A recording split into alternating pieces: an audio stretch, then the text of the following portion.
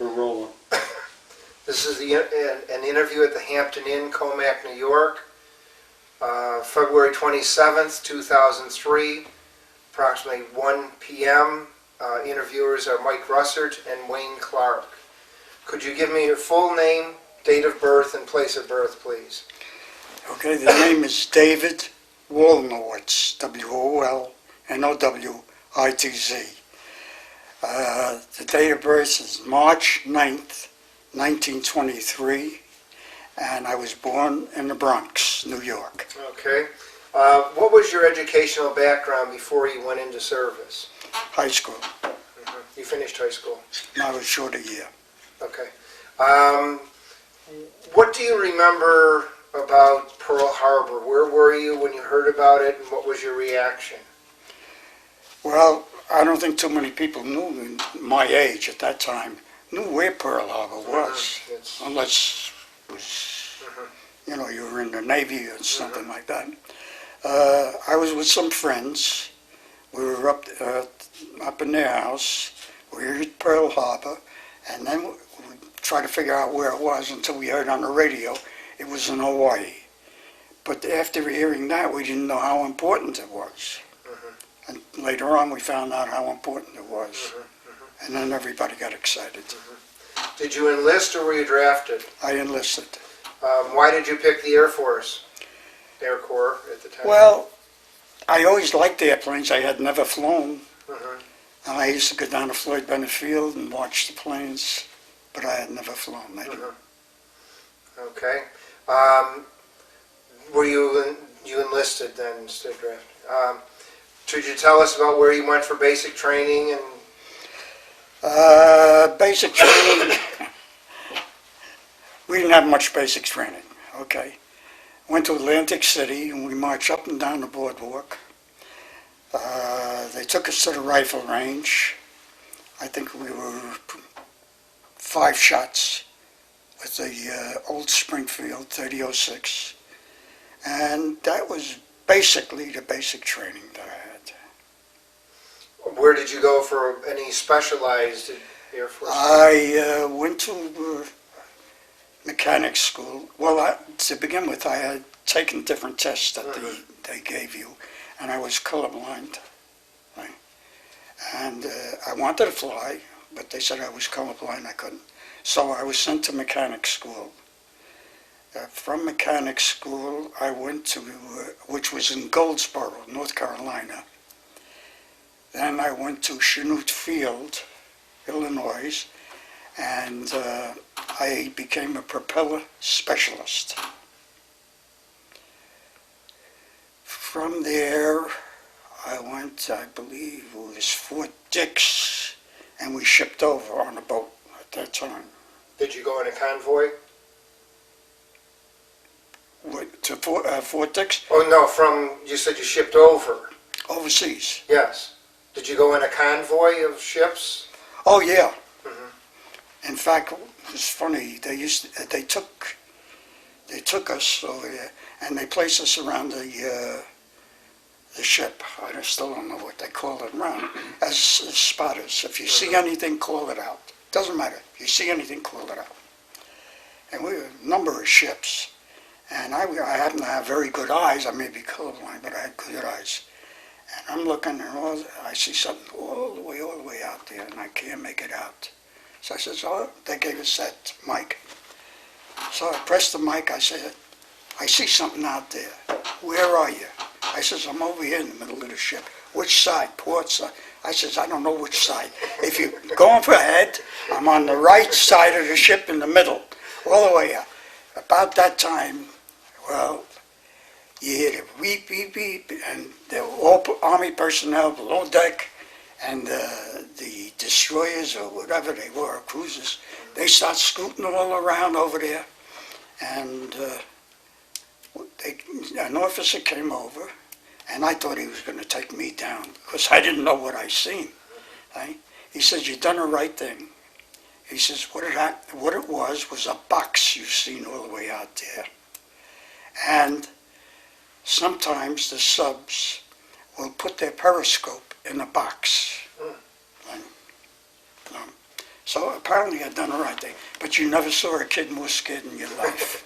When you see all those ships going and everything scooting around, I was scared. Now you want to know what happened after that, right? Yes, sir. Okay. After that, I went to High Wycombe in England. We landed in Scotland. We were trained down to High Wycombe, which is not really too far. It's like in outskirts of London. And we were briefed over there. If there's an air raid, you jump into these trenches, bomb shelters. They were not covered or anything. They were just trenches. And I'm trying to remember. They were like, I don't think it was cinder block. I think it was concrete on the side. And sure enough, that night, the whistle went, for an air raid. We were told that's what would happen. You jump into there.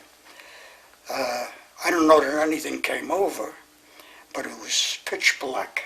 Right? Well, the next day, they got us together and they says, look, don't go into the air raid shelter. Stay in your area. The reason for that is so many guys fell into the air raid shelter, right? And it cut their heads and broke their arms and everything. It was the first night. We had been told, they're being bombed and everything. So the guys ran like crazy and they got hurt. So he says, it was safer where we were than in the air raid shelter. From there, I was shipped to the 91st Bomb Group, and that's Bassingbourn, that's the name of the area, and in fact the base, Bassingbourn base. It's in Royston, not too far from Hitchin, the town of Hitchin, and Cambridge. But the town was Royston. It's a quaint little town. We must have been about 5 miles out, something like that. Now, I was over there. I really didn't do too much while I was there. I went out to the line. I think I was assigned at that time to the 322nd Squadron. I think I was, but I hadn't really done anything. And I went out to see the planes out there. And there was a guy standing there, and I told him, I says, I never flew in a plane. I says, I worked on the engine. In fact, I'd never seen a B-17. We worked on single engines and, like fighter planes in mechanic school. And I was looking at a B-17 and all that. I said, boy, I sure would like to take a ride. And that. He says, I'll fix you right up. He says, come with me. And he fitted me with a parachute, And he says, there's a pilot and co-pilot going up. The co-pilot's going to become a first pilot. He's going to be shooting landings. He's going to make 3 landings, and he becomes a first pilot. Great, So I went in, and it was fun. I stood behind the pilot and co-pilot for the first landing. Then the second landing, I went up to the nose of the plane where the bombardier was, and I looked out of there, went back through the bombardier, looked through the whole thing, made the 3 landings, And it was great. I enjoyed it. I really liked it. And when I got down, this guy, I don't know who he was, because he was in a flight suit. He said, how did you like it? I says, I loved it. It was great. So he took my name. He says he has to put it on the sheet, Fine. Gave him my name and everything. I went back to my barracks, and about, 3, 4, 5 days later, I got a 7-day pass, which just landed on the base. How do you get a 7-day pass? So I figured they made a mistake in the Army. You don't ask, you take and run. And I did. I ran to London and had a ball. I thought I was the greatest guy there because as you're walking down the street, one woman grabbed you here, one woman grabbed you there, And I met a couple of guys. It was the greatest thing, you know. Anyway, I go back. One time I go back, and I go to my barracks, which was basically a room, because this was a permanent RAF base that we took over, and they had rooms. There were 2 guys to a room with a fireplace. And I go up to my room, because I turned it in. I said, my stuff is not there. Nothing is there. So I asked him what happened. He says, oh, they moved it over to combat barracks. Some guys came over, took his stuff, moved it to combat barracks. So I go over to combat barracks, and sure enough, my stuff is all laying in the corner. And by this time, you know, running around, it was evening. I didn't really have anybody to ask. And I found the bunk, because I was tired. I just came back from London. No, not the, yeah, at that time I just came back from London. And I found the bunk, and I took it. About 2, 3 o'clock in the morning, lights go on, up and at 'em, you know. I laid in bed, because I don't know what the heck's going on. And most of the guys went out. Some didn't, but most of them did. And I laid in bed. I was thinking, well, it's 2, 3 o'clock. They got someplace to go. I'm going back to sleep. And about, I guess, half hour later or something, I don't remember, I hear the name, Wolnowitz. I says, yeah. He said, what are you doing in the SAC? You're flying today. I says, you gotta be kidding. I says, I never flew. You know, I thought I just went up, you know, about a week and a half ago, and I made 3 landings. That's the extent of my flying. Come with me. I went with him. He says, you missed breakfast. And he brought me over where all the guys were suiting, you know, not suiting up, taking their stuff. And he brings me over to an officer. And I says, well, let me explain to you. I says, sir, I says, I never flew before. I says, I don't know what's going on here. He didn't say a word. He slapped the oxygen mask on me, you know, fitted me with the oxygen mask, gave me the heated suit, you know, electrically heated suit, and the leather outfit, you know, and a helmet he fitted me, and I'm standing there and I'm scared, because I don't know, you know, and it's pitch black. And I hear my name again. Most of the guys are not suited up. Here I am, I'm walking around like this, and I'm hot. I hear my name again, and I go over there, and the guy says, you're flying with us today. I says, look, I never flew. I don't know what's going on. Don't worry about it. So I jumped in the truck. Okay. Truck rides, and like I say, it's pitch black about that time. And I see they stop, and most of the guys go out, and they come back with what look like a broomstick. That's what it looked like to me. I didn't know what it was. And we get out, go out to the plane, and by this time it's just about getting a little light, you know. And I was told to go into the waist. I'm going to fly a waist gun, right waist. Never forget it was right waist. And the guy that was flying left, you had a 10-man crew at that time. The left waist gunner says, how many did you pull? I says, pull what? He says, how many missions did you make? I says, I didn't make any. He says, where did you take your training? I says, I didn't take any training. He says to me, do you know, have you ever fired a 50? I says, I never even seen them, you know? But I knew what it was, because you got to be an imbecile not to know. So I looked at the gun. He says, I'll show you how to load it up, and I'll tell you what to do. He goes over to my casing there. He says, where's your gun? I says, I don't know. I thought this was the gun. He says, that's only the casing. The broomstick is the gun. It goes into the casing thing. All right. he calls up because I didn't have a gun, tells the pilot calls up to ordnance, and a Jeep comes out with an officer, and this is the man driving, he's got the gun over there. And I was told to wait by the waist door. He pulls up, okay, and he gives me the gun. He says, if and when you come back, he says, I want to see you. I swear that's what he said.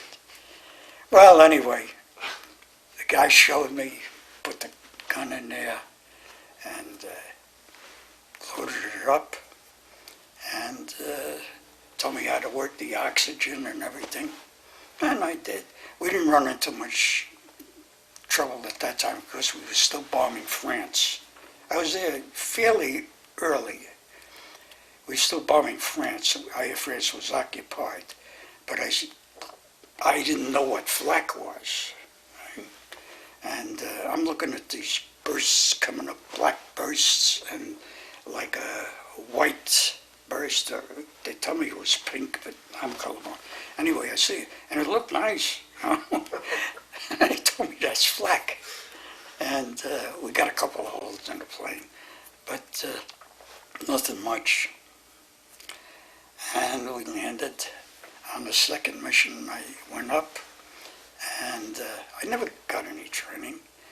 And we had some fighters come in on us. I flew, and I think I burnt the barrel out. Nobody told me you're supposed to fire in short bursts.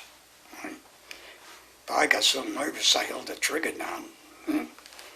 I think they must have hung it up in the armament room. And they told me you got to fire in short bursts, you know. And they told me about the rads, you know, on the site, things like that. Anyway, I pulled 3 missions, and I was a corporal when I went over. I think it went the 15th of the month, I made sergeant, okay. The 1st of the month, I made staff sergeant. And my 3rd mission, they made me flight engineer, which basically flight engineer is about the 3rd in command of the plane. I learned what to do by the 3rd mission, and I was made flight engineer, so I became tech sergeant. The orders didn't even come through fast enough. I was told by operations, this is my rank, okay. And I went out on a mission, and we got hit by fighters. And like I say, I burnt the gun out. I was told how to do that. By that time, I was running pretty good.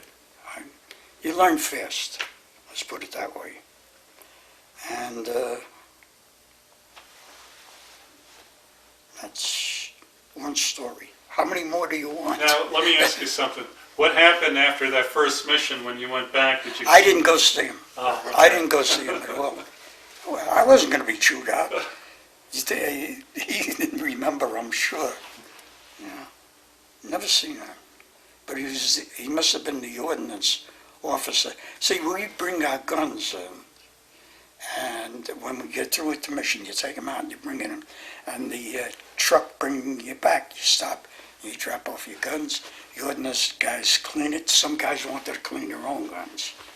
I didn't know how to clean the thing, so I dropped it off. I went, that's all. And that's basically my beginning in this thing. I understand they were very short of gunners. All you had to do is look at it and they'll put you on there. And the fact that I had gone to mechanic school, so I was a candidate as a flight engineer. So that was, the rank was good, the pay was good because we got 50% extra flight pay. You know. Did you get any sort of wings to wear? Yeah, in fact, I didn't have wings. Right? So the guys in the barracks were kidding around, and I didn't bring them. A small pair of rings like this. They says, okay, they're kidding me. You can wear that when after your 5th mission, you can put on the regular ones. You know? So, you know, they're good guys. You just stay with the same crew from then on? I bounced around with a couple of crews, and then I was assigned to one crew. But even with the one crew, we generally flew My Baby, was the name of the plane, as you seen over here. We generally flew that. But sometimes My Baby was laid up and there was another crew not flying that time. We would take other ships.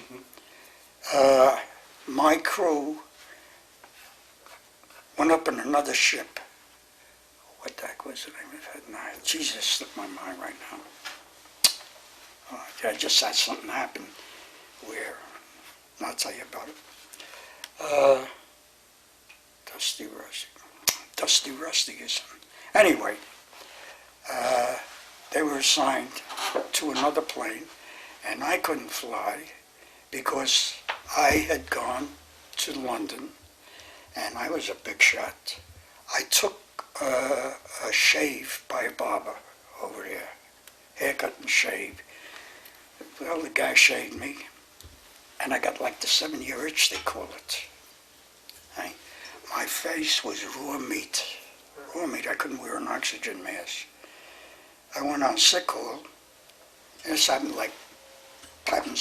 maybe next day, whatever it was.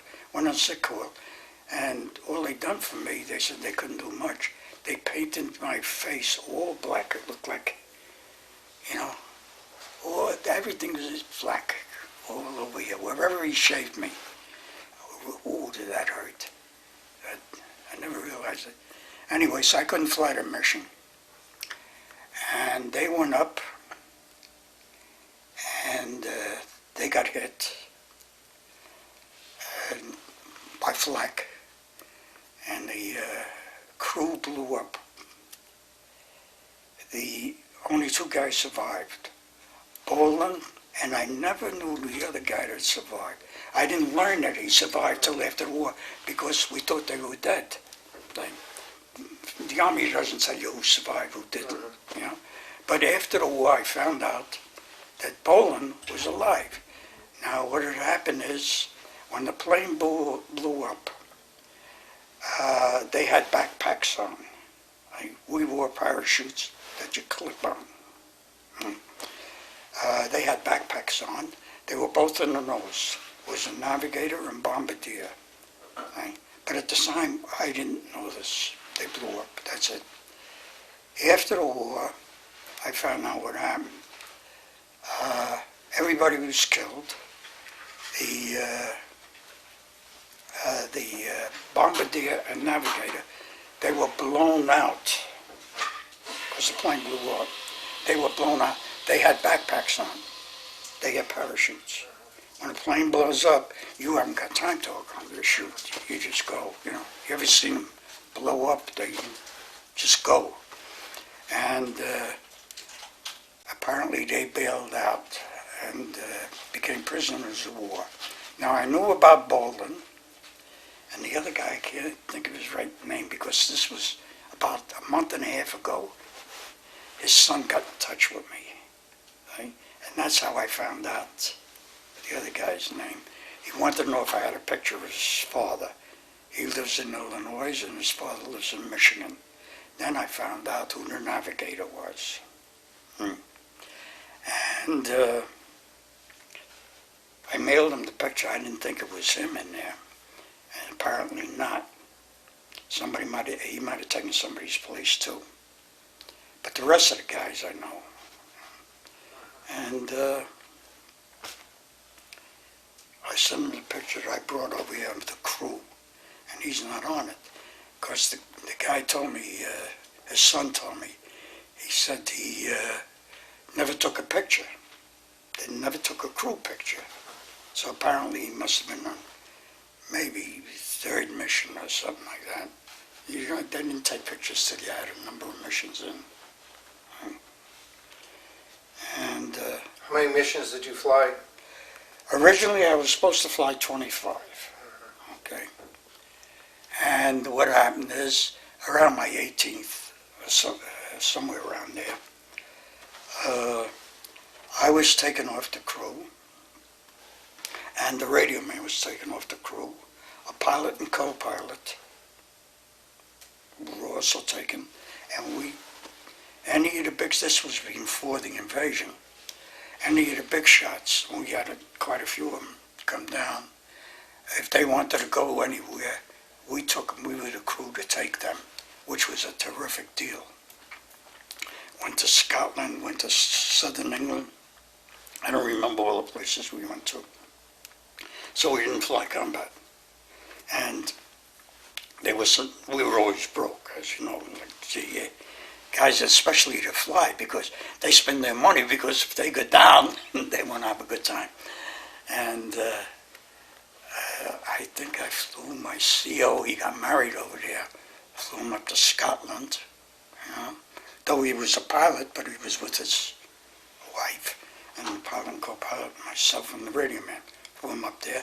We were up there for about 3-4 days, and he got out of the plane. He says, well, I'm going to tell you this, I want you back here at this and this time, you know. I said, yeah, we'll be back, you know.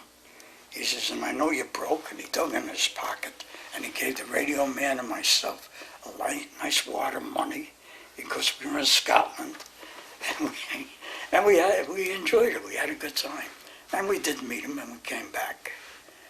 I flew some lieutenant colonels.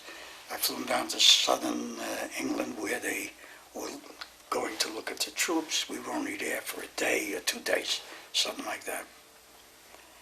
Then the radio man and myself were ordered to go to the plane. We're going to go somewhere. Okay, we go there. No pilot and co-pilot.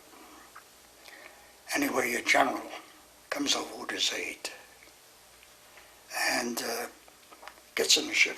They're going to be pilot and co-pilot. The general is going to be the pilot, and his aide, who is, I think, a lieutenant colonel, was going to be his co-pilot.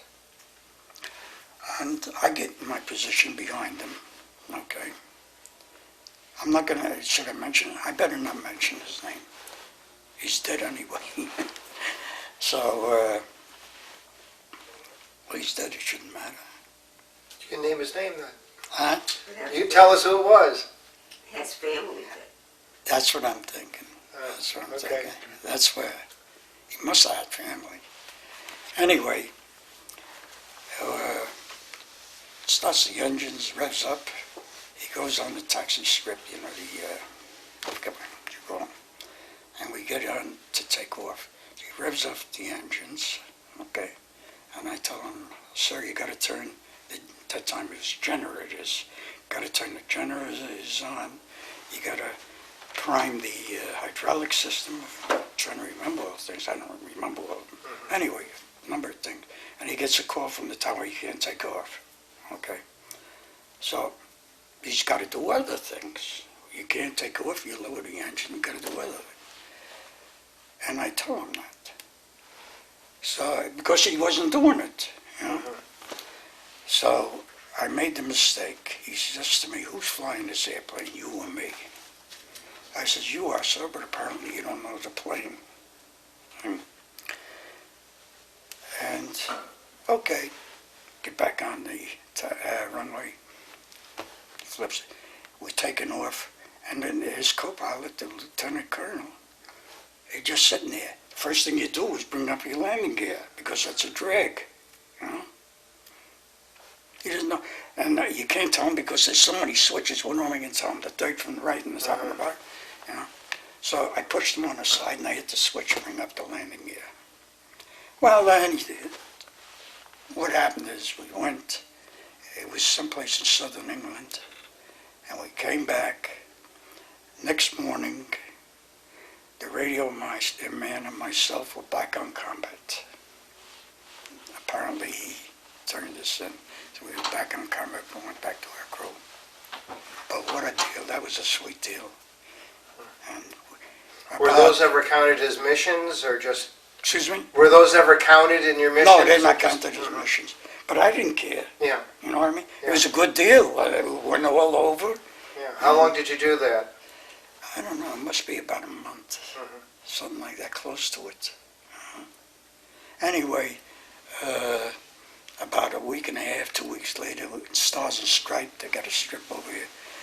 General took up the plane, took up a P-51. He went up, he was circling, and he dove it right into the ground. He made it like a 12-foot hole in the ground. Wow. They never even found him. This was the same guy. Yeah. Well, the same name is Yeah. General. So, the guy definitely didn't know the plane. I guess he got a kick out of taking up different planes and trying them. And the last one he took up was not. What were some of your combat missions you remember the most? I got a list of them over here. Mhm. Well, Mersburg, November 4th, I think it was. That was a tough mission. I went to Berlin, first to the second mission. That was a tough one. In the beginning, we were only going into France, right? And you got hit occasionally, flak you always got, but you got hit occasionally by fighters. Some of the ships went down. And then when we started going to Germany, incidentally, we were supposed to fly 25 missions. I had about 18 in that time, 18, 19. When I went back on combat, they changed it to 35 missions. Right? And I was supposed to get the DFC on there. But when they changed it, they didn't give the DFC. Right? So I went into it was an orderly room or something like that, spoke to an officer, and because I had just completed my missions, which was 34 missions, at that time maybe it was 33 or 32, and he told me he's going to look into it, because I really, I had most of my missions in already. And when I finished he says, either way, he says, I'll give you credit for one mission. So I flew 34. I did not fly 35. And I had to wait around till they found out. They asked me if I want to go home. I says, the heck with the medal, I want to go home. And I shipped out. Never got it. So. I think I have the paper on it. They were calling me up for it. I think I brought it too. Were your planes ever heavily damaged, any of the planes you were on? Not really. Well, once we crash landed, but that was to this day, I don't know where. It was either Belgium or Luxembourg, somewhere around there. But nobody was hurt. The co-pilot cut his head. Then the infantry came by, and they gave us a truck. And it took us about 5 days, and we went into to Brussels. We couldn't go into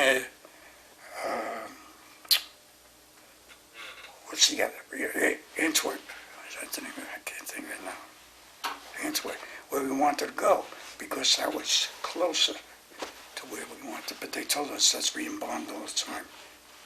And we didn't have any money, so we sold some stuff that we were wearing. We did have escape kits that we carried. In the escape kit, I got some of it here, we had maps. Everybody had this thing. They kept it over here. And you had to turn them in. No, you didn't take them back to your barrack. We had maps. We had a little compass about this big, could fit in your ear. And we opened this when we crashed it. And we had a book which I have here. It's not even a book, it's a pamphlet, which translate, I am an American Then next to it in German, I am an American. In Belgium, I am an American, French, and Spain. Like that, went down there. I have that here. I don't know if you wanted to see Did that. you choose to crash land instead of bailing out? Did you? Yes, we were you given the chose. choice? You decided. Yeah, we chose to. Nobody wants to bail out. Nobody likes to bail out, unless it's a necessity. Another time, we took a vote to try to make it back to England. You know, the engine was hit, and as flight engineer, I went up to the nose of the ship and I wanted to see where we were throwing the oil, you know. And at that time, he disconnected from the intercom, and the navigator or bombardier told me, he says, we might bail out, you know, so you better get back. Well, I was looking out of the window, and then I looked down. I always figured I wanted to bail out, I wanted to try it. But it's funny, when it comes up, you don't want to bail out. You don't want to. And we could have gone to Switzerland because we had gone to Munich that day. And that engine was hit, was throwing oil. And while I was looking at that one, the other one was sputtering, and that's why they were talking about that. Either going to Switzerland or trying to make it back home or bail out, which was like a vote, you know. And we also try to make it back. You know, nobody wants to be a prisoner of war. And Switzerland was a good deal, but some guys went there because they wanted to go. It was a good deal. They treated you well. And some guy, like I said, we didn't want to go. Some of the guys were close to the end of their missions. They wanted to make it back. They wanted to go home. And we did make it back. Did you wear your flak outfit much? I couldn't wear a flak suit. Never. No, I never wore one. Did you, I was too confined. did you put it under you? Well, the little piece, yes, I protected the important parts. What was I just going to ask? I can't believe it. Did you ever get frostbite? No, Your, I never got frostbite. A lot of guys did. There was a story, a ball turret gunner didn't happen to me. Ball turret gunner got so excited, he dribbled in his pants. You know, and they were under attack, and he didn't even know it. Your adrenaline is going when that happens. And he froze. His backside froze. When he went to get up, he was ripping meat. That's what's tail gunner that happened. Tail gunner, these are stories from the tail gunner got hit, okay, and he was frozen. They went back there, you know, after the attack, they went back there, the guy was frozen, they couldn't pull him out. So it was that cold, whatever it was. When they landed, that's when they got him out. But this is different stories that I didn't, you know. when you completed your missions and went back to the States, did you become an instructor or? No, when I got back to the States, I went to Chanute Field, Illinois, where I took the propeller. I went to propeller school, and they wanted to put me on B-29s, flight engineer on B-29s. If I stood there, and I would have got a commission, because at that time, B-29s, flight engineer is second lieutenant. But I didn't want to fly at that time anymore, so I got out of it. What was your reaction to the death of President Roosevelt? Well, it was a shock. It did come as a shock. I understand that people back here knew that he looked bad, see? But it was a shock. We all talked about it, you know. What was your reaction to the dropping of the atomic bombs on Japan? I was out of service at that time. Yeah. I thought it was a good thing. I'd rather they lose their lives than our guys lose ours. I thought. Did you make use of the GI Bill? I went to school, television school, and that became my profession. Did you use the 5220 club at all? Yes, I did. Max it out? Just about. It helped. Yeah, sure. Did you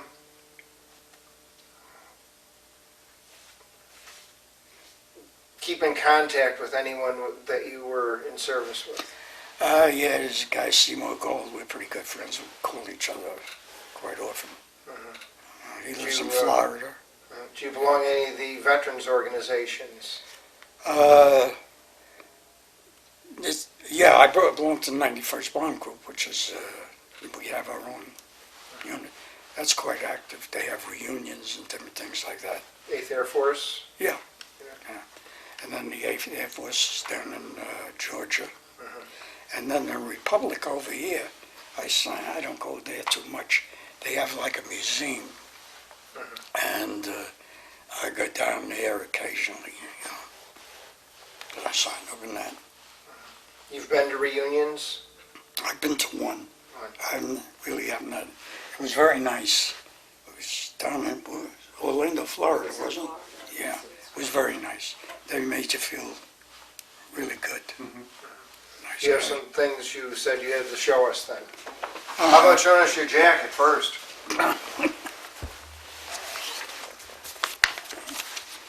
That's your address. They want to see. Want me to put it on or what? Yeah, you can put it on and then point to the different insignia. Okay. Two ovals.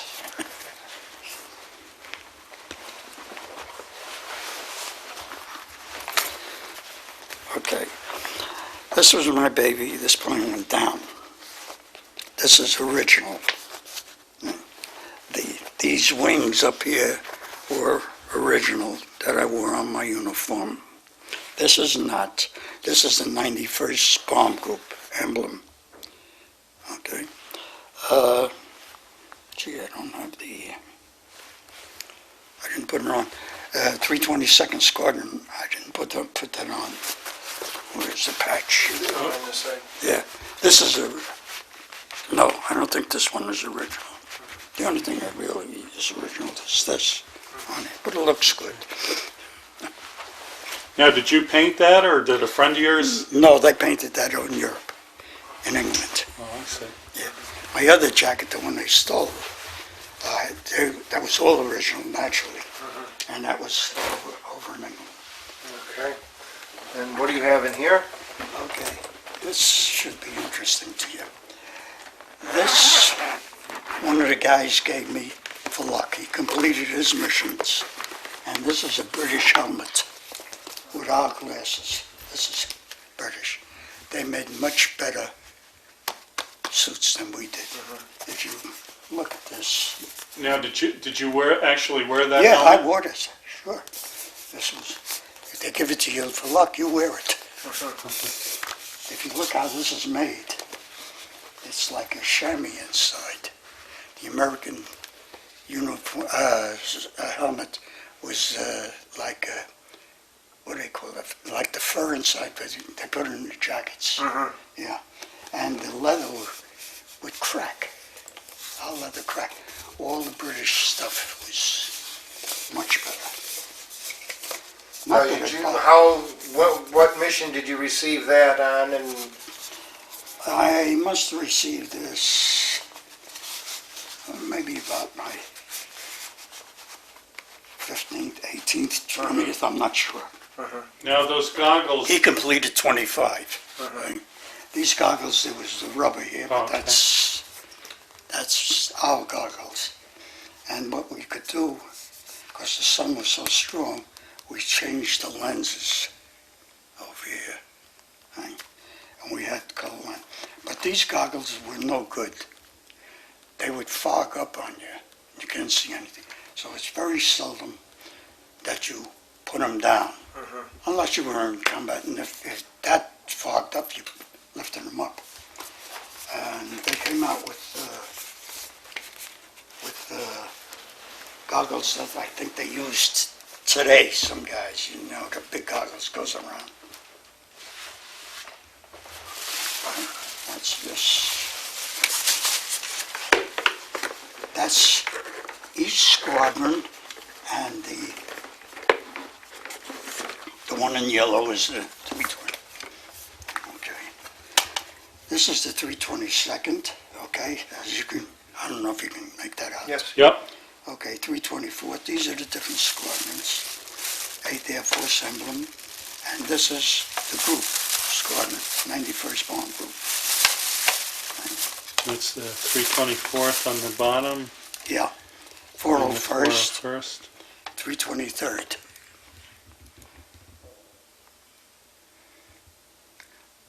Oh, that's... Can you get it? Okay, got it. Okay. This is not me.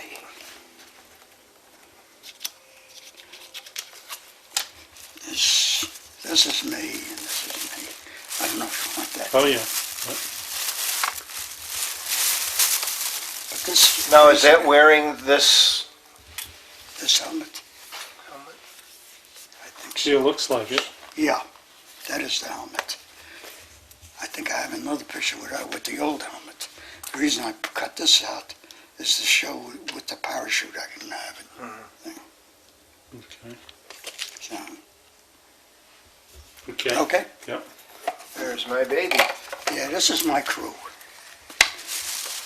This guy, Boland, that's the guy I was telling you about.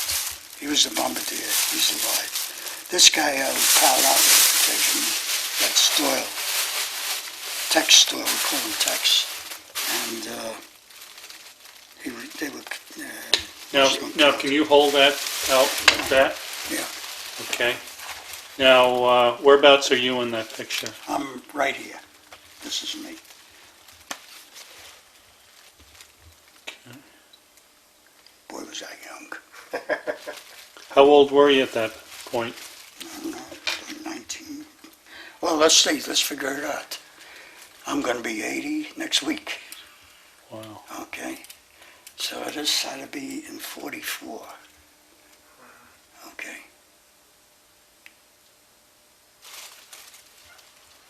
All right. Okay. Now be careful with this, it has that. Yeah, I stick that in. I have it on one side. Gotcha. This is a 50 caliber. That's what we fired. You see that? Yep. Just kind of zoom in on it a little bit. Yeah. All right. My hands are shaking. Okay, I got it. Okay. Now, this is something that I just cut out of our thing here. That's the memorial that we have. And then we have a memorial up in the passing point. That's our air base.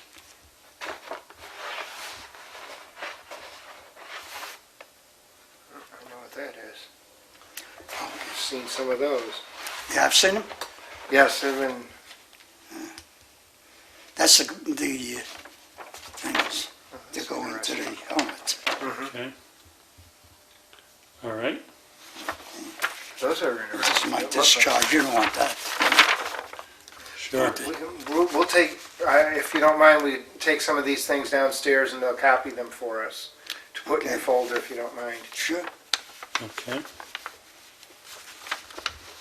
These are Okay, kind I of got interesting. These are the glasses that fit into the helmet. You don't need this. Well, That's it- where you change color. Yeah, you could show them up though. I don't think we've ever seen the different colors. Well, I took two different colors. Yeah, clear. All the color ones are plastic. The clear ones are glass. Okay. But I said, as I told you, they're not too good. I had the experience. I had my glasses up At the time, we were under attack, and I was firing, and there was an ME-109 coming in, and I hear it pop, and I can't see anymore. I had my glasses up, you know, and I thought I was hit. And I started feeling my face. I really couldn't feel it. So I hit the intercom, and the bombardier or navigator came up and took my position. Right? And I dropped down on the floor, kept my feet over here because the turret was turning because he was firing. And nobody was paying attention to me. And I was there for a while. And then I started to like drift off, like I didn't care much anymore. You know, just like floating. And the co-pilot turned around and he seen that my oxygen was disconnected. So when he went up, he hooked his oxygen, and I wasn't hooked into oxygen, and I didn't think of it. And what had happened is a shell went through the turret, and the plexiglass shattered and went through, you know, it didn't hurt me. It just, the blast from the cold air and the plexiglass, my eyes, I couldn't see. That's why I thought I was hit and I couldn't feel, because it's 50, 60 degrees below zero. And, but I was all right, you know. I got in my turret. Now, is that a piece of flak you're holding? Yes, that's a piece of flak. Okay, let me zoom in on that. I can't keep my hands steady. Okay, I got it. Okay. I wonder what that is.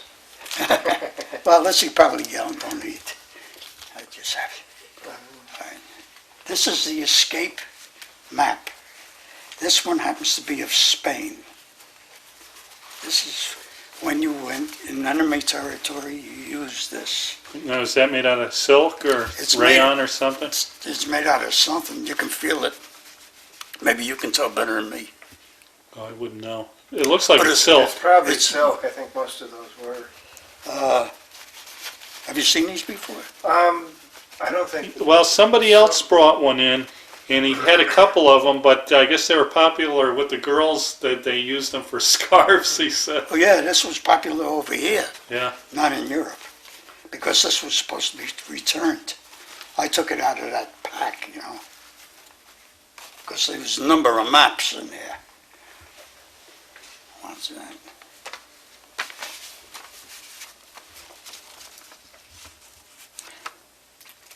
Oh yeah, this we went on a mission. It was December of '44, and it was Christmas 25, December, and we were so socked in with snow and everything, we couldn't land at our own base. We had to land at another base, and it was a fight to who could land first over there, and that was the most difficult part of the whole thing, is landing, because everybody was trying to get in. They were short on gas and everything. New field, they didn't have room for us. Okay.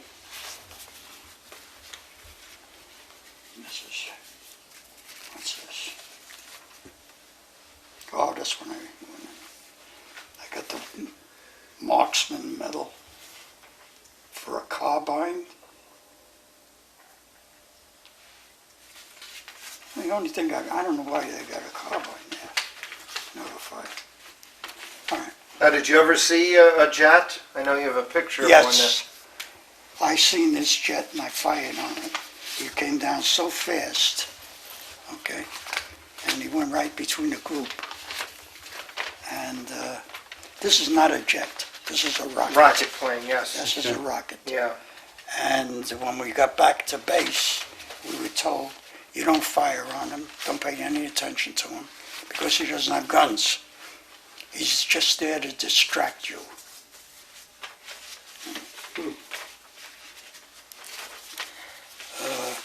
Oh, this is, I don't know if you've, what I got here? My purchase again. This is the map, not the map, the dictionary I told you about. Let's see what's in here. I don't know what's in here.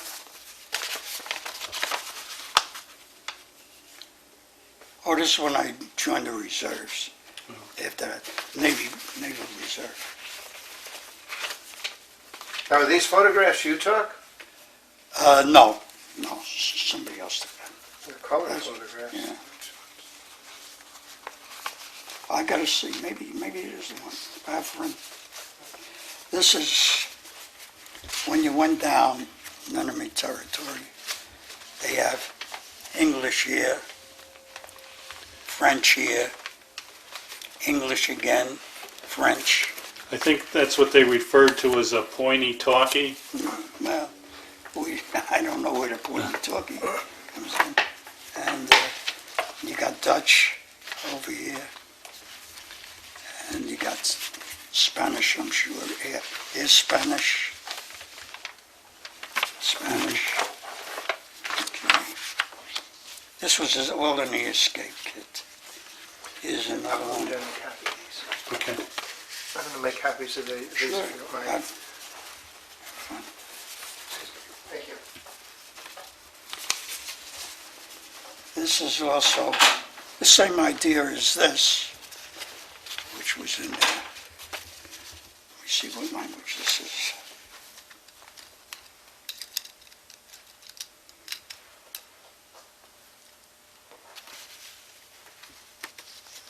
Looks like the snow is gonna come real soon. Yeah. I am an American airman. If you please. Thank you. My friend is hurt. Bring the doctor. Can you help me? Can you hide me? Well, that's what it is. Okay. This Did is- you drop that? Where? Yeah, that's, well, basically, you have an Okay. idea what it is. You've seen it before. Actually, yes. But I haven't seen one that complete. Well, they were- He had more stuff, didn't you say? Since it I can't find them. I don't know what it was. You dropped 2 sheets. All right. Well, Yes. thank you very much for the interview. Okay, this is the maintenance of a 50 caliber. Okay. That's what one of the guys Who's gave me. sponsoring this? I don't know if you want that. That's all, how to take it apart and everything. That was given to me later. Okay. That's all I would remember. All right. Well, Okay, that's thank you very enough. much. You're very welcome.